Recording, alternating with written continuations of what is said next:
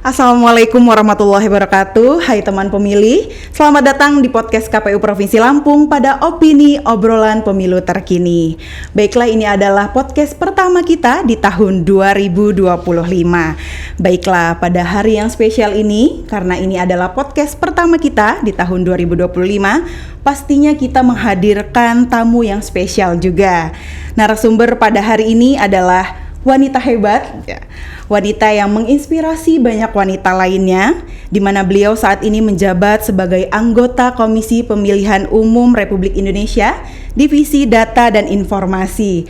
Langsung saja kita sambut Ibu Betty Epsilon Idrus. Selamat datang Ibu, selamat siang. Tabik pun. Ya pun. Bagaimana kabarnya hari ini, Ibu? Alhamdulillah sehat, Mbak. Alhamdulillah sehat. Bagaimana perjalanannya menuju Lampung untuk yang kedua kalinya ya, Bu ya? Sudah beberapa kali. Oh, sudah beberapa kali ya. Tapi tadi pas kesini kita berangkat subuh, hujan deras di Jakarta. Disambut dengan hujan. Ya. Dan di sini alhamdulillah tidak hujan. Iya. Walaupun cuacanya sedikit mendung dan syahdu ya, Bu. Iya, oke. Baiklah, Ibu sudah beberapa kali ke Lampung. Apakah sudah menentukan nih makanan favorit nih? Bakso. Apa ini? Bakso Sony. Iya. Oh iya, boleh sebut merek ya di sini ya? Oh, bakso boleh, Sony. Karena bakso khas Lampung hanya ada di sini ya itu. Oke, beda dari yang lainnya ya, Bu. Ya, oke.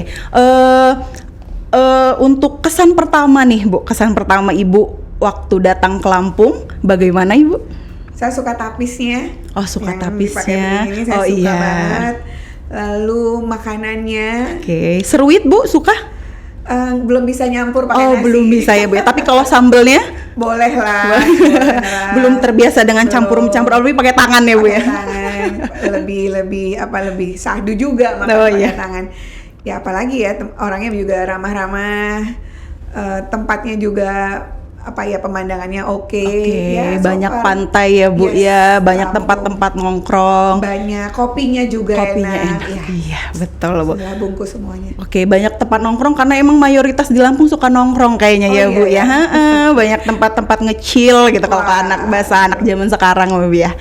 Oke Ibu, langsung saja Ibu Betty. Alhamdulillah di tahun 2024 yang lalu kita sama-sama telah melewati pemilu 2024 dan pilkada 2024. Tepat pada hari ini kita melaksanakan penetapan calon gubernur dan wakil gubernur terpilih di Provinsi Lampung ya Bu ya. Setelah banyaknya tahapan yang Ibu lewati, apa kesan dan pesannya sebagai Ibu anggota KPU Republik Indonesia?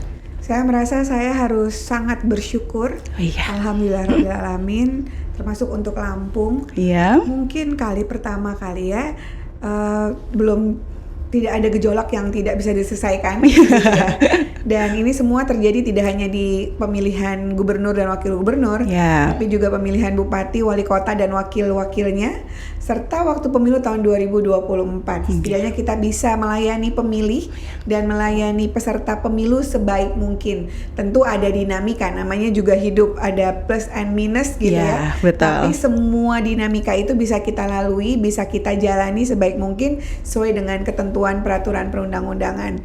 Jadi dalam satu perjalanan sejak tanggal 14 Juni 2022 saat kita memulai tahapan pemilu 2024, lalu kemudian selesai pemilu, ternyata kita nggak bisa nafas panjang gitu ya, karena kita juga harus menyiapkan pilkada 2024. Dan saya meyakini dan hari ini puncak untuk pilkada 2024 termasuk di Provinsi Lampung, selama tidak ada MK ya. Iya, alhamdulillah ya Ibu ya.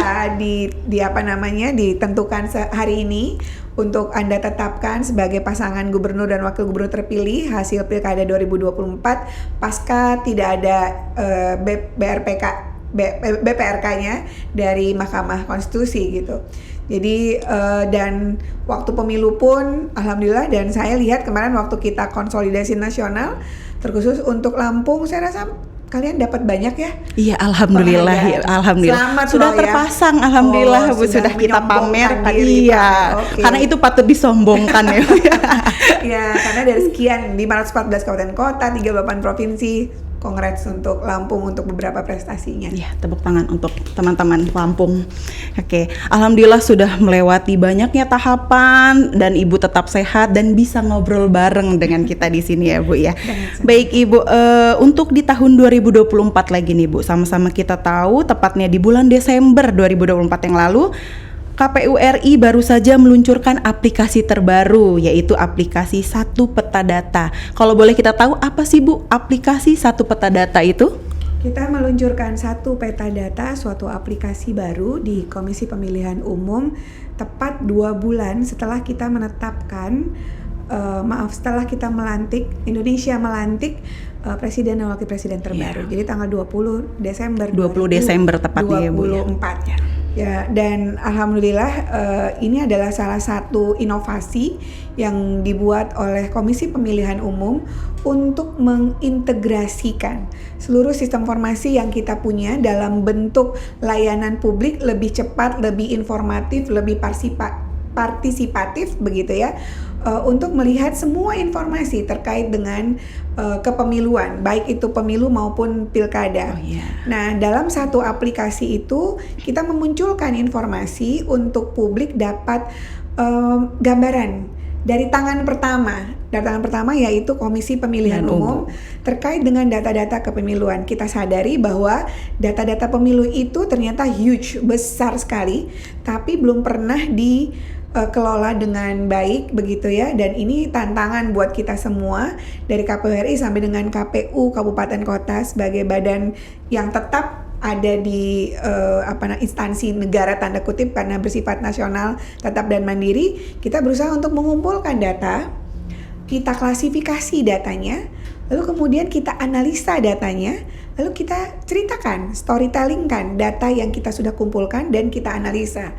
Nah, yang namanya publik tentu tidak ingin melihat angka saja, dia harus mengerti data itu dan itu menjadi bernilai informasi. Nah, dalam satu peta data sebagai bentuk data yang terintegrasi, kita menyajikan dengan mudah. Basisnya spasial. Kita punya 38 provinsi, 514 kabupaten kota.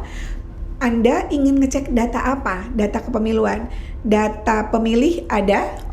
Sejak data DP4 kita terima, alurnya seperti apa? Ini bentuk keterbukaan informasi publik. Se-Indonesia bisa mengaksesnya Se-Indonesia. Ya, Bu, ya? Siapapun Anda tinggal klik satupetadata.kpu.go.id. Mungkin di sini nanti dibuat satupetadata.kpu.go.id. Lalu kemudian dicek nih, saya pengen tahu deh pemilih yang ada di Lampung, Provinsi Lampung, itu ada berapa banyak? Atau misalnya nggak cukup provinsi, saya pengen tahu kota mana, kota Bandar Lampung, kecamatan apa, kelurahan apa, sampai dengan di TPS mana Anda kemarin, ada sudah berapa? Ada semua di situ. Betul. Ya Bu ya. Lalu kemudian pengen tahu siapa aja sih calon, karena kita masih fokus pada pemilu 2024, kita akan input data untuk pilkada 2024 sebagai bentuk keberlanjutannya. Maka yang sekarang kita bisa lihat adalah siapa sih calon anggota DPR RI kemarin maju dari Lampung 1, dari Lampung 2 misalnya. Lalu kemudian perolehan suaranya bagaimana? Berarti tidak hanya data pemilih yang ada di aplikasi itu ya Bu ya? Semua data termasuk tingkat partisipasi bisa dilihat, atau bisa melihat partai politik X di sini kantornya ada di mana, itu ada. Lalu kemudian pengurus intinya, KSB-nya, ketua, sekretaris, bendahara, sebagaimana data yang kita terima terakhir, karena datanya kan pasti berkelanjutan ya. Jadi data yang kita terima terakhir itu yang kita tayangkan. Jadi publik itu bisa mendapatkan data secara holistik terkait dengan data yang diperoleh oleh KPU lalu dianalisa dan diceritakan, termasuk data logistik Mbak. Kira-kira Bandar Lampung kemarin atau Provinsi Lampung memproduksi surat suara ada berapa banyak? Termasuk data ad hoc ada juga Ibu? Data ad hoc ada. Ada partai politik ada. Lengkap sekali ya Bu ya. Jadi kita mencoba mengintegrasikan sebagai bentuk kerja kita kepada publik secara terbuka. Jadi sepanjang data terbuka, ayo kita tampilkan dengan mudah. Semua orang bisa menikmati datanya. Oke, baiklah. Apa sih Bu yang melatar belakangi KPU RI akhirnya untuk meluncurkan aplikasi ini?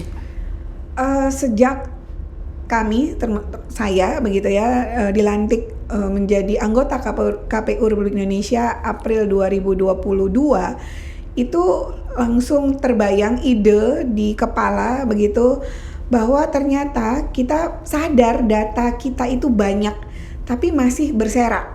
Bahasa saya itu berserak. Belum terkumpul menjadi satu. Oke. Betul. Kita punya banyak sistem informasi yang diproduksi, Silon, Sipol, Simpau, SIKADK, SIDALI, SILOK, lalu kemudian secara internal teman-teman punya Srikandi dan seterusnya itu banyak sekali. Nah, data-data ini tentu sudah kita pilah mana yang bersifat terbuka, mana yang bersifat dikecualikan. Ketika dia menjadi data yang terbuka, ini kan harus bernilai punya manfaat lebih banyak kepada publik sehingga publik itu mendapatkan gambaran. Karena penyelenggaraan pemilu ada di tangan pertama sesuai dengan Undang-Undang Dasar 45 bahwa diselenggarakan oleh suatu komisi pemilihan umum yang bersifat nasional, tetap dan mandiri.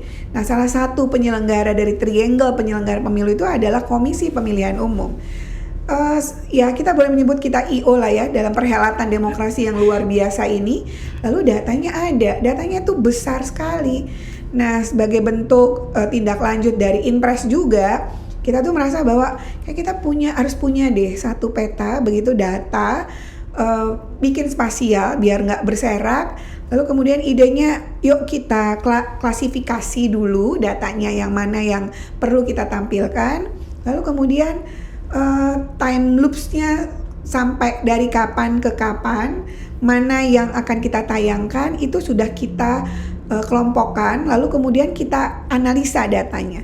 Nah, cara menganalisa data, kita kan belajar dulu di kampus ya, ada mau bentuk apa, tabelnya batang, tabelnya chart part atau apa namanya chart pie, lalu kemudian bentuk yang lain bisa berwarna A, B, C, D, tinggal diklik. Jadi kalau Anda lihat tuh namanya juga satu peta. Jadi peta Indonesia kita buka di situ. Lalu kemudian Anda klik aja salah satu provinsi yang Anda inginkan. Tinggal diklik daerah mana yang mau. Semua nggak ada yang kita tutup. Sebagai bentuk menjalankan azas keterbukaan, transparansi, monggo. Ini datanya udah kita pilah, datanya sudah kita tampilkan. Anda bisa lihat. Dari Sabang sampai Merauke, Anda bisa lihat datanya. Jadi mudah-mudahan sih nanti ini kami sedang melengkapi datanya Mbak Dea. Karena kemarin pemilu 2024 dan pilkada kan sudah masuk di ujung-ujung waktunya. Jadi sebentar lagi selesai ya Bu ya. Setidaknya untuk pencalonan kita sudah punya calon. Untuk kita tayangkan nanti di satu peta data, saya akan layer datanya. Kami akan layer datanya, data pemilu, nanti juga ada data pilkada 2024. Ke depan, kami juga akan memikirkan kita bisa masukin data pemilu-pemilu sebelumnya. Jadi ini PR Satker yang cukup berat. Jadi saat ini memang masih di pemilu 2024. Nanti masukin pilkada 2024 karena datanya depan mata nih, jangan sampai hilang. Lalu kemudian nanti kita akan masukkan data 2019. Ayo dikorek nih data di kantor KPU Provinsi Lampung termasuk. Pilkada terakhir kapan? Lalu kemudian mungkin kalau bisa pemilu 2014, mungkin kalau bisa saat pemilu pertama dilakukan setelah era reformasi baru, atau mungkin bisa jadi nanti waktu masih KPU dalam kurung LPU, sebelum KPU itu ada, datanya ada, kita akan tampilkan. Jadi satu peta data akan bercerita time loops dari masa ke masa untuk perkembangan demokrasi termasuk di Provinsi Lampung karena masih dalam satu wilayah NKRI. Oke, jadi tidak ada lagi alasan untuk masyarakat tidak mengetahui ya Bu ya, karena semua keterbukaan publik pun sudah kita masukkan di dalam satu aplikasi itu. Ini termasuk pendidikan politik buat kita semua. Jangan males-males ya berarti ya Bu ya, jangan males-males untuk cek apapun itu, mau cari apa, mau lihat, tadi saya baru lihat sih Bu, bisa mengecek badan ad hoc, jadi kita bisa lihat berapa jumlah pelamar perempuan, berapa jumlah pelamar laki-laki. Jadi untuk teman-teman ad hoc selanjutnya itu tidak usah sibuk lagi untuk kemarin yang daftar berapa sih, kemarin tinggal buka aja aplikasi satu peta data ya Bu ya. Oke, itu salah satu manfaatnya teman-teman. Tolong dilihat aplikasinya, jangan cuma didengerin ya Bu ya. Betul. Didengerin, udah itu close YouTube-nya, langsung dibuka aplikasinya, namanya satu peta data.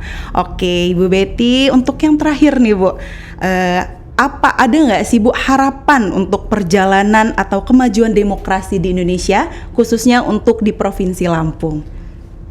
Sekali lagi saya apresiasi ya buat Provinsi Lampung, perjalanan demokrasinya semakin membaik melalui pemilu Alhamdulillah. dan pilkada. Tolong Anda pertahankan dan mungkin Anda bisa tingkatkan. Dan saya rasa karena kita cinta NKRI, kita cinta Negara Kesatuan Republik Indonesia, tentu kita ingin menampilkan yang terbaik sebagai warga negara.